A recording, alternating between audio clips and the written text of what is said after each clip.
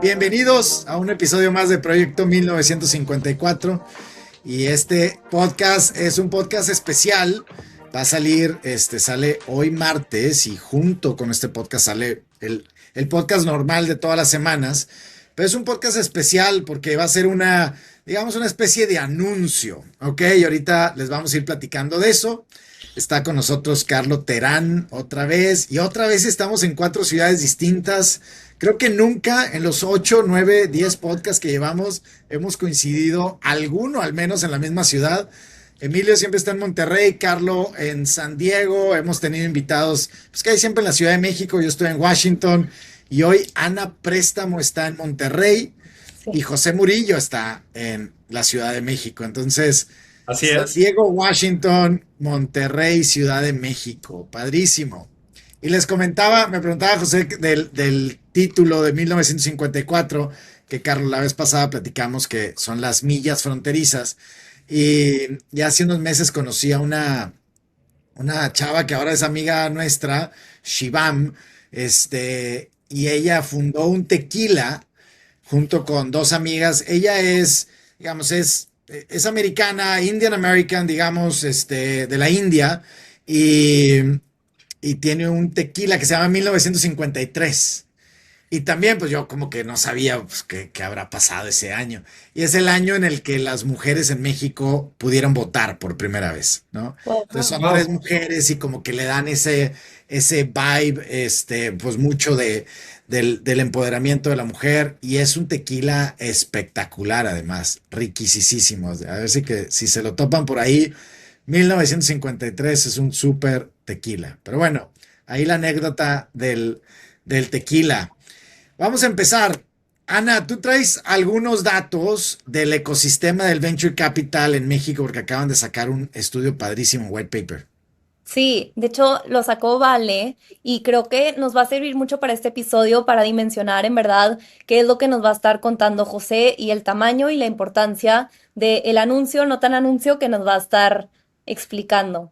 Entonces, para dimensionar un poco y entrarle a los números, el ecosistema de Venture Capital en Latam y luego en México. En Latinoamérica, durante el 2025 se invirtieron alrededor de 4.000 millones de Venture Capital. En México, las startups han recibido más de 15.000 millones desde el 2003, distribuidos en unas 3.000 transacciones. El país cuenta con cerca de 140 firmas de venture capital, que explica Vale en su artículo, juntas administran más de 200 fondos. Sin embargo, apenas una cuarta de estas firmas han logrado levantar más de un fondo y el principal problema que señala Vale en su investigación no es encontrar buenas empresas, sino generar liquidez. De las cerca de 600 salidas registradas desde el 2003, menos de la mitad ha producido retornos para los inversionistas y alrededor del 90% del capital devuelto se concentró entre los años 2020 y 2021. Eso Wow, es un bueno, poco del pues, ecosistema México-Latam. Sí. Oye, y para poner en contexto nada más esta parte, ¿no? Para los que no estén tan familiarizados con el tema de Venture Capital, en Estados Unidos probablemente lleva 50 años, un poquito más, bueno, yo te diría, si lees el libro Americana, que lo mencioné en el podcast anterior y lo he mencionado un par de veces, es algo que constantemente ha pasado en Estados Unidos, ¿no? Un grupo de personas que fondean una industria nueva, con participantes nuevos que tienden a ser nuevos profit pools, ¿no? Eventualmente, por productos o servicios, ferrocarriles, los barcos de vapor, etcétera, entre otras cosas.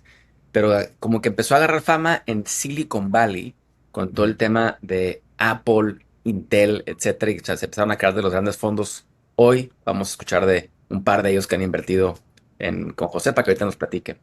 Pero como se ve la curva, tú tienes fondos, si segmentamos la industria, seed, normal, growth, late stage, y luego entras a private equity y luego compañía pública, y las que se mantienen privadas puede que vivan todas el origen. Pero es un ecosistema muy interesante porque permite a muchos emprendedoras y emprendedores soñar y básicamente con un plan de negocio, como seguramente nos contará José, hacer creer a un grupo de personas que hay una industria y una compañía en el cual perseguir para crear ventas y eventualmente utilidades reales y servir un producto, un servicio, un segmento de clientes, el cual puede llegar a ser muy grande, ¿no? Entonces, como para poner contexto en por qué existe el mundo de venture capital, ¿no? Bueno, ahora se dan cuenta por qué tenemos a Carlo Terán en este podcast. Podría ser profesor perfectamente de Venture Capital o de alguna industria así en alguna universidad y así va a acabar. Lo veo perfectamente dando clases en Stanford algún día de estos. Hazme la buena. Ahora sí, te presento, José, digamos formalmente, José Murillo es el cofundador y co-CEO hoy de Primero AI. Primero AI, pues nos vas a platicar qué es, pero a mí me pareció súper interesante que el día de hoy hacen ustedes, digamos, su lanzamiento público o hacen un press release de este levantamiento de capital. Platícanos, José, y bienvenido. No, Enrique, qué gusto estar aquí. Muchas gracias por invitarme. Y qué gusto conocer a todos. Mi nombre es José. Soy, como mencionas, cofundador y co-CEO de Primero AI. Primero somos una empresa que nos dedicamos a construir soluciones de inteligencia artificial para corporativos en América Latina. Estoy ampliamente convencido que la inteligencia artificial es la transformación más grande que vamos a vivir en nuestras vidas y que mucho del valor que va a ocurrir en esa ola va a ocurrir en las empresas más grandes que hoy tienen operaciones complejas, distribución amplia, donde implementar inteligencia artificial hace un cambio muy grande en sus operaciones.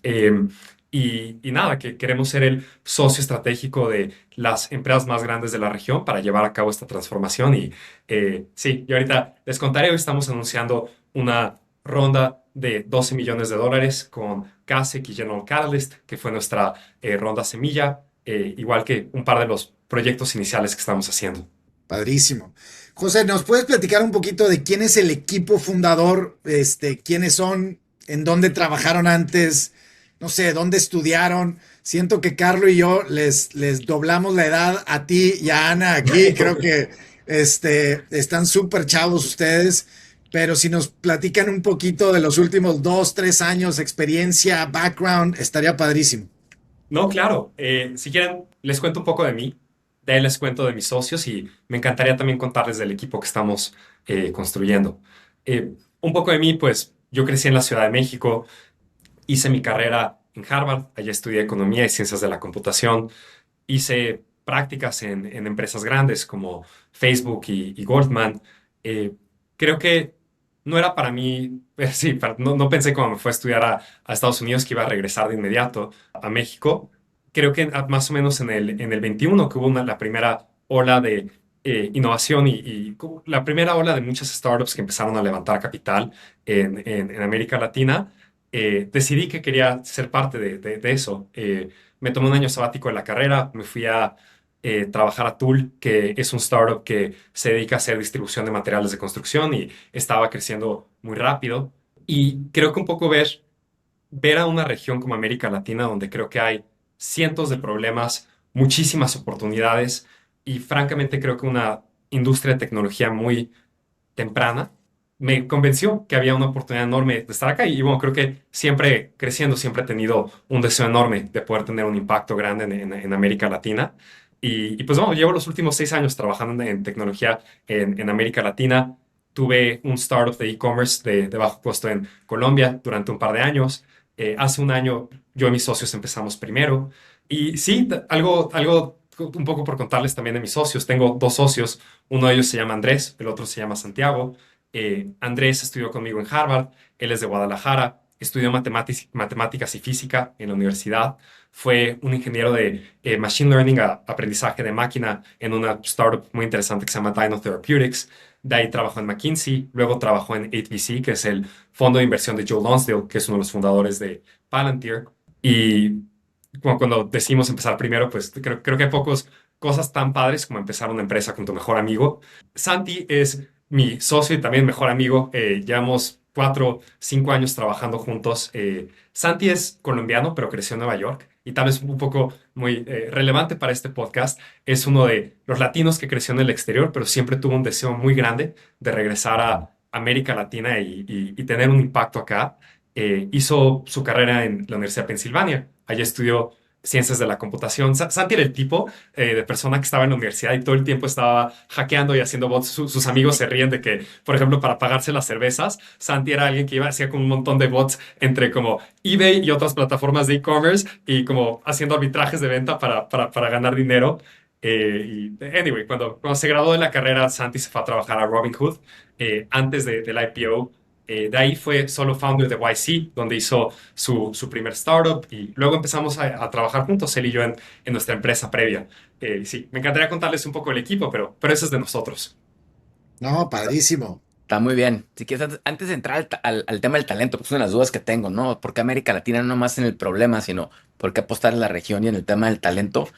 Me gustaría que nos cuentes un poco, ahora que anuncian la ronda, es una ronda seed, entonces significa que llevan un poco trabajando, no sé si el producto está comercializándose o no, pero ¿qué significa una ronda seed? ¿Para qué se usan esos recursos? Esa es la primera pregunta.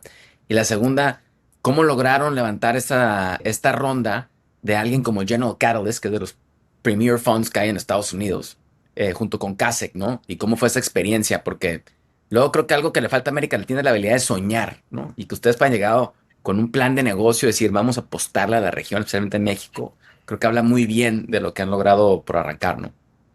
Claro, no, hay varias aristas de por dónde hablar allá, Carlos. Tal vez por donde empezaría es, sí, clarificando la ronda es una ronda semilla. Creo que eso en término, en el lenguaje Silicon Valley, no significa mucho más que es la primera ronda de levantamiento de la empresa. Es una ronda mayor a lo que suelen ser las rondas semillas y eso creo que es un reflejo de dónde está la empresa y un poco la atracción muy acelerada que hemos tenido. ¿Dónde está la empresa hoy? Somos una empresa que, si bien no habíamos hecho mucho anuncio fuera, hoy estamos trabajando con un par de las empresas más grandes de México, Colombia, Brasil y España. Hay un par que hemos mencionado como en nuestros anuncios de prensa, pero estamos trabajando, por ejemplo, con Kimberly-Clark de México, con Terpel, que es la empresa de distribución de gasolina más grande de Colombia, con Verde Valle, con SmartFit y un par un par de empresas más. Em, Tal vez a la segunda pregunta que seas, Carlos, mira, creo que estamos muy emocionados de la ronda. Yo creo que trabajar con Kasek es muy emocionante, que hay pocas empresas de tecnología que han sido muy exitosas en América Latina. Mercado Libre es una de ellas y trabajar con Hernán, Nico y Nico ha sido muy padre, que hay mucho que aprendemos de ellos sobre cómo hacer tecnología en América Latina, que tiene matices y cosas distintas al resto de la región. Con General Catalyst, el fondo es muy padre, creo que es un fondo que me atrevo a decir que es el fondo más creativo que hay hoy en Silicon Valley, donde que está genuinamente pensando sobre cómo hacer inversiones alternativas de una manera distinta, como tienen el Customer Value Fund, han invertido mucho en ahora los AI Rollups y, en fin, tienen varias estructuras de inversión que los han distinguido del resto de Silicon Valley, que se me hace muy padre y están pensando en el desarrollo de el asset class, llamémosle. Em, pero la razón de por qué trabajar con General Catalyst es que trabajamos con Alex Tran, que es nuestro socio y nos gusta mucho trabajar con él. Alex respaldó la empresa previa que tuvimos Santi y yo. Llevamos trabajando juntos 4 a 5 años. Me parece un inversionista excepcional. Él hoy lidera las inversiones de AI dentro de General Catalyst. Previo a ello fue de... Él el inversionista principal de General Catalyst que hacía inversiones en el extranjero y invirtió en empresas como InDrive, Story, Clara, Citymall, que fue una empresa de e-commerce ha sido muy exitosa en India. Entonces, creo que algo muy especial de Alex, que es alguien que obviamente entiende AI y Silicon Valley muy bien, pero también entiende muy bien a los mercados emergentes. Entonces, sí, es un poco de eso. Bueno, José, yo te tengo una pregunta sobre los fondos, los tres fondos más chiquitos en esta inversión, que es 8VC, Conviction y Definition. ¿Nos puedes contar un poco más sobre su presencia en la inversión y en su compañía y qué significa para ustedes tenerlos? Claro, estamos súper contentos de trabajar con los tres. Weston y Teddy de Definition son grandes inversionistas. Sarah, Mike y Bella de Conviction creo que son el equipo que ha hecho las mejores inversiones en AI en los últimos 3 años. Sarah Guo pudo hacer un trabajo genial invirtiendo en AI desde 2015 y es impresionante cuán acertados han estado en las inversiones de AI. Y 8VC ha sido genial trabajar con ellos. Andrés trabajó en 8VC, es un fondo al que le tenemos mucho cariño. Joel Lonsdale, que sí, que fue fundador de Palantir, y creo que Palantir, pero antes de las empresas que ha hecho un mejor trabajo en trabajar con grandes corporativos globales para llevar a cabo centralización de datos, construir tecnología, que es en un mundo muy cercano de lo que hacemos y mucho que aprender de ellos.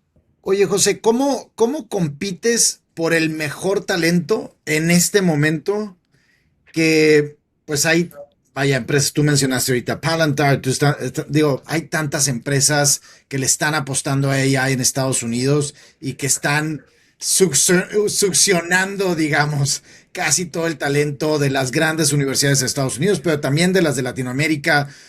¿Cómo convences? O sea, quiero suponer que están tratando de traerse al mejor talento disponible, que se están graduando de las mejores universidades.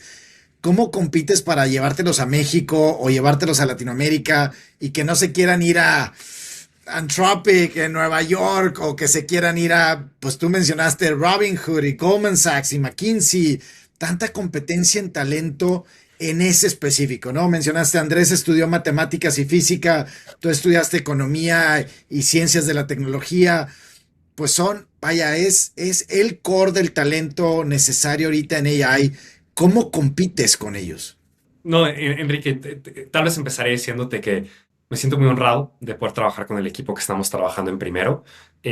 Muy humildemente, realmente creo que este es el equipo con la mayor densidad de talento que existe en América Latina. Eh, Creo que si algo engloba lo que voy a decir es que creo que hay un efecto muy especial cuando hay personas inteligentes y ambiciosas trabajando juntas en un mismo cuarto y que creo que no hay nada que motiva más a la siguiente persona inteligente y ambiciosa a sumarse a un equipo que encontrar eso. Eh, y creo que hemos encontrado, sí, y esa un poco densidad de talento que ha habido en este equipo ha facilitado poder traer un par de perfiles excepcionales. Y cuando digo perfiles excepcionales, sí, lo digo muy objetivamente, como la mitad de este equipo trabajó o estudió en las empresas y universidades de mayor prestigio en Estados Unidos, incluyendo Harvard, UPenn, Stanford, Columbia, Wharton, y empresas como Uber, McKinsey, Microsoft, Robinhood.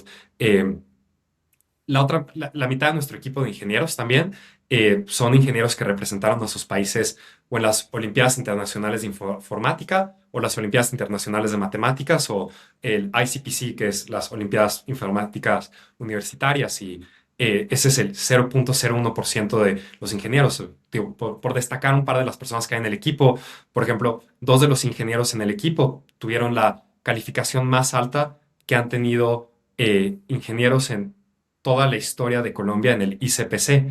Dos de las personas que trabajan un poco más del lado de negocio, una de ellas, por ejemplo, se llama Andrea Viejo, que trabajó 5 años como banquera de inversión en JP Morgan, fue parte del equipo de liderazgo de Urbana, fue CEO de Laika en México. Otro que se llama Emilio Pisano, que fue CEO de Tula en México, fundó su propia startup que llegó a crecer mucho y logró vender. Entonces, tanto el lado negocio como el lado ingeniería, creo que estamos construyendo un equipo excepcional y nada, creo que a todo el mundo le gusta mucho que cuando están acá encuentran una cultura especialmente ambiciosa. Padrísimo. Sí, está increíble el equipo que están creando, ¿no? Y habla de la capacidad que han tenido para reclutar talento. A mí me gustaría entrar más al modelo de negocio. Digo, Enrique sabe que estas son las cosas que más me gustan a mí y Ana también. Pero cuando estaban decidiendo qué hacer y por qué entrar, ¿por qué decidieron entrar en algo que sea business to business contra business to consumer? Creo que te platicaba Claro, antes de que arrancáramos, ¿no? Hay un buen podcast claro. de Ben Thompson de Stratechery que habla de eso. Sí, me podría ir en muchas tangentes, pero voy a decir dos. Como una es que, o sea, más que como sentarnos en un pizarrón y pensar, hay 100 negocios, ¿cuál elegimos? Había creo que un llamado muy natural a hacer este negocio. Y voy a explicar por qué. Y luego te explico tal vez un poco más de la perspectiva macro, de por qué creo que B2B es un espacio muy emocionante en AI. Tal vez un poco más la perspectiva propia fue, Santi y yo operamos un negocio de e-commerce durante 4 años. Ese era un negocio que pues, es una mezcla entre una empresa de servicios y tecnología. Es una empresa donde teníamos proveedores, una bodega, hacíamos pick and pack, entregas, teníamos 100 puntos de entrega en Bogotá donde se entregaban paquetes. Y si algo hicimos muy bien en esa empresa fue construir tecnología. Teníamos herramientas que usábamos en cada parte del proceso. Construimos 7 aplicaciones distintas para ello. Teníamos, creo que, una aplicación móvil muy padre. Y sabes que, fíjate que lo que sentimos, Carlos, cuando acabamos cerrando esa empresa fue qué locura la tan buena tecnología que construimos para una operación chiquita que genuinamente muchas de las empresas más grandes de la región no tienen para operaciones enormes. Entonces, Santi y yo viendo esa discrepancia, sentimos obvio que, bueno, si estamos construyendo tecnología acá, ¿por qué no más bien lo llevamos a las empresas más grandes y aprovechamos pues la ola más grande que va a haber de tecnología en nuestra vida, que es la ola de inteligencia artificial? Creo que Andrés tuvo una experiencia similar, trabajando un rato en el negocio de su familia, pensando en cómo implementar como soluciones de tecnología y volviendo y ganando opiniones sobre cómo se debía hacer de manera correcta en un corporativo grande. Y creo que lo otro es, vamos a ver cómo evoluciona el mercado de AI en la próxima década. Yo creo que, por ejemplo, consumer es algo donde hay muchas oportunidades, como ChatGPT y Claude han sido enormes, pero más allá de eso, no han habido tantos jugadores en consumer que no sean laboratorios que han sido tan grandes. Yo creo que eso va a ser distinto. Creo que las experiencias del consumidor van a cambiar y hay muchas cosas nuevas por hacer con AI. Pero lo que también creo es que en esta ola de inteligencia artificial, gran parte del valor se va a concentrar en corporativos. Y la razón de eso es que un corporativo tiene ya la marca, operación y distribución para hacer un buen negocio. Lo que AI le ofrece es ser más eficiente. Y creo que aquí donde esto es muy distinto es, si piensas en el Internet y piensas cómo eso cambió a la industria, estaba Walmart, y el Internet permitió que existiera Amazon. ¿Por qué? Porque se reconfiguró ese modelo de negocio entero. Yo no creo que va a haber un Amazon de la inteligencia artificial. Creo que más bien va a ser que Amazon y Walmart van a usar la inteligencia artificial para ser mucho más eficientes, y por eso creemos que hoy ser socios de las empresas más grandes para hacer esa transformación es donde hay una oportunidad muy grande. A ver, y hablando de eso, o sea, ciertamente cambió la manera de distribuir o de presentar o el inventario que podías poner, como mencionabas el caso de Walmart y Amazon, pero danos un par de ejemplos de servicios o productos en concreto que le ofreces a una empresa. Nosotros trabajamos mucho trabajamos en varios segmentos. Trabajamos en manufactura, CPG, retail, servicios financieros. Si tomáramos el ejemplo como de retail, como una empresa como Walmart, con quien no trabajamos, pero nos encantaría algún día, y muchas oportunidades en retail. Creo que hoy la inteligencia artificial va a reconfigurar muchas de las operaciones que hay en ese negocio. Puedes empezar desde las oportunidades que hay de aprendizaje de máquina, que han existido hace mucho tiempo y pueden ayudar a una sucursal a optimizar su inventario para minimizar stockouts y minimizar capital de trabajo a nivel sucursal y a nivel CEDIS. Podrías pensar en la inteligencia artificial que eventualmente habrá con cosas como hardware, como vision lenses para, por ejemplo, ir por un almacén y optimizar el trabajo, o como optimizar la eficiencia del equipo en los almacenes que hay, en el movimiento que hacen en el almacén. Lo que nosotros más hacemos es aprovechar la tecnología más nueva, que son como LLMs, los Large Language Models, y las herramientas que eso habilita. Y eso lo que significa es ir a estas empresas y entender qué procesos, diría, son muy documentales y que tienen muchos procesos de datos no estructurados, donde hoy la inteligencia es muy útil en poder tomarlos y poder estandarizarlos y crear una automatización de ese flujo. Entonces, por ejemplo, trabajamos con equipos de finanzas para tomar un proceso de cuentas por pagar o de cuentas por cobrar, que es un proceso muy documental y de paso a paso, donde hoy un agente de inteligencia artificial puede hacer de manera automática una gran parte de ese proceso. Ok, muy interesante. Acabo de escuchar un podcast de Andreessen Horowitz la semana pasada donde habla, no sé si lo escuchaste, pero alguien que trabajaba igual que ustedes en unas compañías grandes y decide salirse de la empresa y irse a trabajar. No me acuerdo si era con un dentista o con un primary care acá en Estados Unidos, y ver todos los procesos muy administrativos a mano. Y ahora tienen una startup similar a lo que mencionabas tú, ¿no? En todo el tema administrativo, el backend del lado americano, ¿no? Pero bueno. Total, yo tengo varios amigos que cuando han lanzado sus startups, tipo, no sé, trabajando con una clínica, lo que hicieron fue los primeros 6 meses ir a trabajar en la clínica para aprender de eso. Y de nuestro lado, totalmente, Carlos. O sea, lo que nosotros hacemos es trabajar con una empresa para identificar qué flujos podemos construir de inteligencia artificial que son del mayor valor y poder hacerlos. Y esa palabra hacerlos, lo que pasa es que requiere una integración muy cercana a esas empresas y requiere trabajar de la mano con los ejecutivos de la empresa para poder, primero, como dijimos, identificar qué oportunidad es grande y luego poder entender esa oportunidad a fondo, hacer un mapeo, entender cómo funciona el proceso, entender cómo quieren mejorarlo. Y muchas veces significa pasar un par de semanas en un hotel y yendo todos los días a la oficina del cliente y realmente estar trabajando con ellos. Muy bien. José, tengo una pregunta. ¿Cómo Claro, escalas tu modelo de negocio sin que se convierta en una consultoría? qué buena pregunta. Y creo que como es de las preguntas que uno más está preguntándose en Silicon Valley, porque tienes algunos negocios que parecen muy de servicios y, pues bueno, como los márgenes y el tipo de negocio es muy distinto uno de producto y de servicios. Y también tienes otros negocios que son como enteramente de producto y que parecen, como que en el mundo de AI parecen tener menos defensibilidad. En nuestro caso, esto es lo que nosotros pensamos. Nosotros somos una empresa de producto que vende su producto inicialmente con servicios. ¿Qué significa eso? El producto que nosotros construimos en Primia es algo que le llamamos la empresa se llama Primero, el producto se llama Primia. Lo que hacemos es un producto que se llama el sistema de inteligencia, el cerebro de la compañía.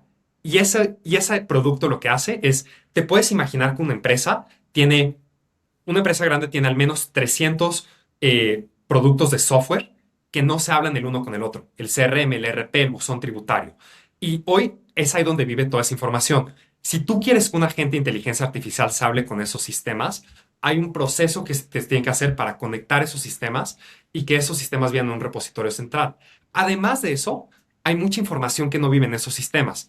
Hay mucha información que vive en la cabeza de las personas que trabajan en las empresas y lo que hacemos en este repositorio Primia es guardar ese contexto de las personas.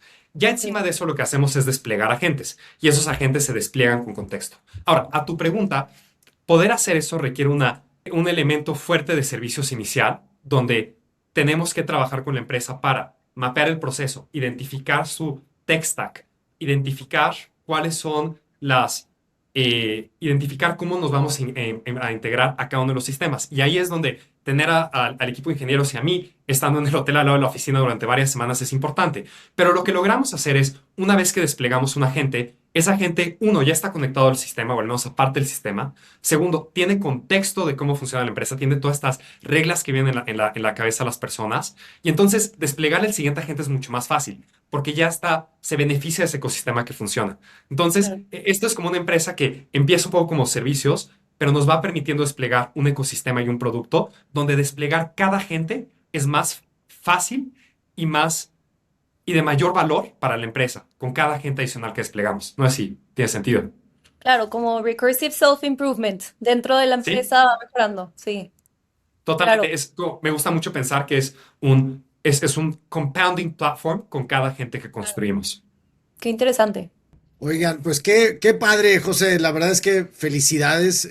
Digo, Carlos, ahorita yo que escuchaba a José y a Ana, digo, pensaba y además en los backgrounds que tienen, José, ustedes en el equipo. Y bueno, yo platico mucho también con Andrés, tu socio, y conozco a Santi. Y la verdad es que los skills en comunicación también son extraordinarios que tienen. La verdad es que conozco a pocos matemáticos que tienen los skills de comunicación que ustedes tienen y creo que para convencer a General Catalyst y para convencer a Kasek se requiere más que un buen deck y más que un buen producto. O sea, se requiere también unos skills de comunicación interesantes y felicidades también. Felicidades por eso, de verdad. Yo sinceramente espero que así como muchos de ustedes trabajaron en startups americanas y luego, digamos que se independizaron, creo que en México también algo que, y no sé si sale en el estudio de VC, es que tenemos poco de esa cultura en la que la gente trabaja, digamos, en un corporativo mexicano y luego se independiza y hace su startup, ¿no? Creo que en Estados Unidos, por la cultura que hay, el Corporate America como que incluso hasta incentiva a que seas emprendedor. Y, no sé qué tanto de eso existe en México, ¿no? De los grandes corporativos mexicanos, de las grandes familias mexicanas, qué tanto. De verdad, José, ojalá y primero AI en su momento también, de ahí salgan muchos más emprendedores, como de Anthropic que están saliendo. Bueno, los de Anthropic salieron de OpenAI, los de OpenAI salieron de otra, y esos han ido como, y no me acuerdo quién es ese Como, fundador. como fue el PayPal Mafia en su momento también. O sea, todo Exacto, el como el ecosistema PayPal de Mafia. Venture Capital ahora es el PayPal Mafia y los de Facebook y Mark Andreessen y los demás, ¿no? Exacto, ojalá y algún día tengamos el primero AI Mafia y de ahí salgan un montón de ingenieros que fundaron, que co-crearon, que emprendieron nuevas empresas. José, felicidades a ti, a todo el equipo, a los otros dos cofundadores y bueno, pues más que bienvenido siempre en este podcast. Carlos, no sé si quieras liderar las recomendaciones de este segmento. Pues sí, yo creo que ya es como tradición. Voy a empezar yo. Y de escucharte la historia, José, y lo que quieren construir. Soy súper fan desde hace muchísimos años, antes de que fuera abierta la plataforma, cuando tenías que pagar del Founders Podcast de David Senra. Y se me hace bien interesante el podcast. Antes de que el Patrick O'Shaughnessy lo convenciera a Invest Like the Best, tenías que pagar, ¿no? Para ser miembro y podías interactuar mucho con él. Pero su episodio, el número 117, que es el de Chung Yu Jung, que es el fundador de Hyundai, Escuchado. para mí es espectacular porque creo que parte de lo muy padre que cuentas de levantar dinero, lo que muchas veces se nos olvida es que estas historias toman muchas décadas contarlas, ¿no? Y aunque parece ahorita que todos son los hyperscalers, los Amazon y así, ya tienen 30, 40 años, ¿no? Es más, Facebook creo que es la más joven y ya tiene veintitantos años, ¿no? Pues bueno, yo recomendaría el podcast de Founders número 117, Chung Yung Jung, y el otro podcast de David Senra también. Entonces ahí les mandaremos el link. Ana, Buenísimo. Perfecto. Yo tengo dos recomendaciones. Uno, el artículo de Vale, que subió el viernes pasado. Se llama México nunca había tenido mejores startups, pero sigue siendo difícil financiarlas. Un poco en el mismo tema de Venture Capital, también para dimensionar lo grande que es primero AI y que es esta noticia para México. Y mi segunda recomendación es un artículo de The Economist que se llama What AI Has in Common with Dogs. Entonces te platica un poco de qué es lo que está pasando con la inteligencia artificial y cómo se llegará a ver en un futuro. También creo que va mucho con el tema de lo que hemos hablado hoy.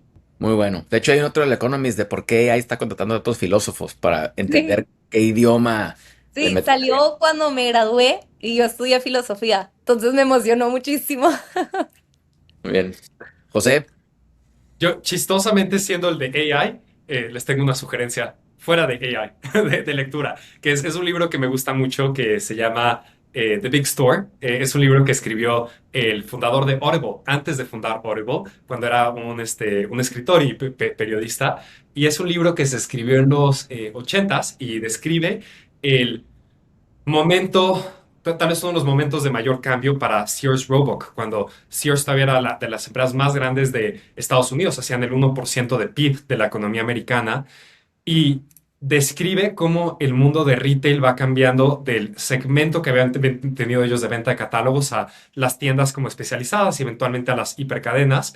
Y es un libro que me parece muy interesante porque creo que es un libro que describe muy bien como el cambio de momentos. Y creo que estamos en un cambio de momento. Creo que las empresas de hoy van a lucir muy distintas en 10 años y nada, que pocas cosas sirven más que como mirar atrás a la historia para entender estos momentos. gran recomendación. No lo había escuchado, curiosamente. Y también de Sears, en varias compañías como Allstate, según yo, el Discovery Card, mi tarjeta de crédito, entre otras. En su momento, ese libro es una locura. Te cuentan de el equipo de M&A que estaba pensando, que, o sea, si no mal acuerdo, en algún momento estaban pensando ir a comprar Disney, porque la idea de Sears es que iba a ser la gran empresa americana y acaban decidiendo comprar la tarjeta de crédito todo de Discovery y tanto, pero sí, fascinante, se lo recomiendo mucho.